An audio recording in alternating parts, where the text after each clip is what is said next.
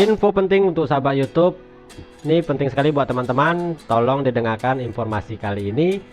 Jangan sampai channel teman-teman itu bernasib sama dengan channel teman kita di sebelah sana. Sudah capek-capek upload video, sudah capek-capek edit video, sudah capek-capek pilih tema konten yang bagus dan menarik, ternyata channelnya hilang dan tidak bisa digunakan lagi. Nah, ini perlu hati-hati buat teman-teman, jangan asal upload video ke channel teman-teman. Lihat lagi, perhatikan lagi, periksa lagi channelnya. Jangan sampai kejadian ini terjadi kepada teman-teman, karena sudah capek-capek upload video. Yang paling menyedihkannya, teman kita yang sebelah ini channelnya sudah 800 subscriber, memang belum dimonetisasi, tapi sudah 800 subscriber, hanya mencari 200 subscriber lagi, ternyata channelnya tidak bisa digunakan dan diambil alih oleh YouTube. Ini ada beberapa faktor ya teman-teman. Yang pertama mungkin saja channel itu terlalu banyak klaim hak cipta atau musik-musik yang menggunakan copyright. Jadi kalau hanya 1-2 kita menggunakan musik copyright, itu hanya sebuah peringatan aja bersama kita. Tapi kalau sudah terlalu banyak kita menggunakan musik hak cipta copyright, maka dari awalnya hanya sebatas klaim hak cipta bisa menjadi pelanggaran pedoman komunitas YouTube. Kenapa? Karena untuk hukuman dari YouTube sendiri, sebenarnya bukan YouTube yang memberikan ya teman-teman. YouTube itu tidak mau memberikan hukuman kepada kita tanpa alasan. Yang memberikan hukuman kepada kita itu, yang menyuruh YouTube itu menghukum channel kita itu adalah orang lain. Kenapa saya bilang orang lain? Ini bukan berarti orang lain tersebut benci sama kita ya teman-teman. Bukan berarti dia dendam. Karena dia merasa apa yang dia punya, apa yang dia miliki, dan apa yang dia ciptakan telah kita pakai.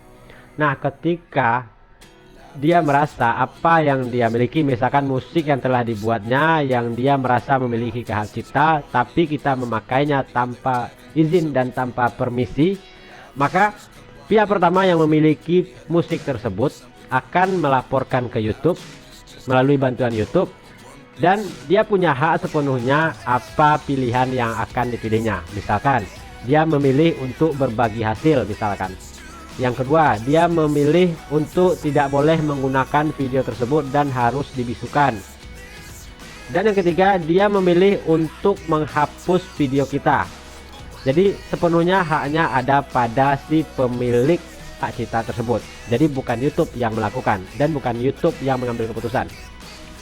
Selagi tidak ada laporan atau tuntutan dari si pemilik hak cipta, misalkan sebuah video re-upload, misalkan sekarang teman-teman mengupload sebuah video milik orang lain, selagi orang itu tidak tahu videonya kita gunakan, maka YouTube akan selalu membolehkan video tersebut tayang pada channel kita. Nah, makanya terkadang ketika kita membuat channel upload, kalau channel kita itu sudah dimonetisasi, terkadang ada channel yang re-upload itu yang memang nyata channel orang lain, video orang lain yang kita upload, ternyata video itu lolos dari monetisasi dan tampil dolar hijaunya. Itu hanya sementara ya teman-teman, itu tidak permanen.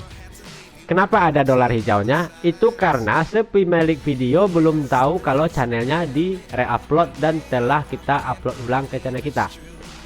Tunggu sampai pemilik videonya tahu. Ketika pemilik videonya sudah tahu kalau videonya telah kita gunakan, maka mereka akan membuat laporan ke YouTube dan mengatakan kalau itu adalah real video yang dia buat sendiri dan dia tidak ingin kita menggunakan video tersebut. Lantas dia bisa saja memilih untuk menghapus video kita dan menghapus channel kita. Boleh teman-teman misalkan upload video sendiri, video original, tapi perhatikan terkadang video original yang kita upload itu belum tentu itu lolos dari pelanggaran YouTube. Salah satu contoh, kemarin saya pernah membuat video original vlog-vlog pribadi tentang keseharian. Ternyata walaupun video original, video asli yang saya buat dari hasil HP saya sendiri, ternyata juga tidak diterima monetisasi dan tidak ada dolar hijaunya. Ternyata setelah saya selidiki, tanpa sengaja ketika saya memvideokan, membuat sebuah rekaman, ternyata ada terdengar suara musik dari sound system di rumah. Jadi suara sound system musik yang di luar ya, yang bukan sengaja kita masukkan tapi ada di sekitar kita dan terekam ke dalam video kita, sehingga terdengar dalam video yang setelah kita upload di YouTube. Itu akan dibaca oleh sistem YouTube sebuah video yang memiliki hak cipta, atau musik yang kita gunakan di dalam video tersebut memiliki hak cipta, walaupun bukan kita yang memasukkan, walaupun itu hanya masuk tanpa sengaja di dalam video kita. Tapi kalau video atau musik itu berdurasi panjang sehingga terbaca oleh sistem YouTube, maka itu akan tetap kena pelanggaran. Nah, itu yang akan saya alami ketika saya merekam sebuah video, tapi ternyata ada musik yang saya rekam yang masuk ke dalam video saya, yaitu musik-musik yang memiliki hak cipta, nyanyi pop, dan itu terdeteksi oleh YouTube sehingga channel saya tidak ada dolar hijaunya, malah ada dolar kuning. Dolar kuning artinya kita harus berbagi penghasilan dengan si pemilik musik tersebut. Jadi hati-hati buat teman-teman, jangan sampai channelnya dihapus karena sudah melakukan 3 kali pelanggaran. Karena kalau kita sudah melakukan 3 kali pelanggaran, maka channel kita akan dihapus total oleh YouTube. Yang pertama, ketika kita melakukan satu pelanggaran selama 90 hari, maka dalam 1 minggu kita tidak boleh mengupload video, tidak boleh live streaming, tidak boleh berinteraksi di tab komunitas. Pokoknya semua dibatasi. Kita hanya boleh menonton video orang lain saja. Kita melakukan aktivitas sendiri tidak bisa. Untuk pelanggaran kedua, teman-teman juga tidak dibolehkan mengakses channel teman-teman selama 2 minggu. Mulai dari upload, mulai dari komentar, dan juga live streaming. Nah, ketika teman-teman melakukan pelanggaran yang ketiga selama 90 hari tersebut, jadi intinya ketika selama 90 hari tersebut teman-teman masih melakukan pelanggaran 1, 2, dan sampai pelanggaran ketiga, maka tidak ada ampun, channel teman-teman akan dihapus total oleh YouTube. Tapi jika teman-teman melakukan pelanggaran pertama dan kedua saja, setelah itu teman-teman selama 90 hari atau menghabiskan masa hukuman selama 90 hari tersebut tanpa melakukan pelanggaran, maka pada hari yang ke-91 semua pelanggaran dan kesalahan teman-teman akan dihapus dan akan mulai dari nol lagi, seperti pom bensin ya teman-teman.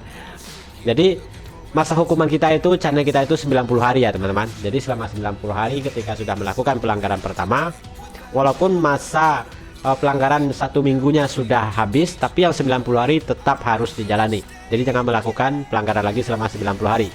Harus menghabiskan dulu masa hukuman selama 90 hari tersebut. Oke, jadi hati-hati buat teman-teman, jangan sampai channelnya dihapus. Sampai jumpa di video berikutnya.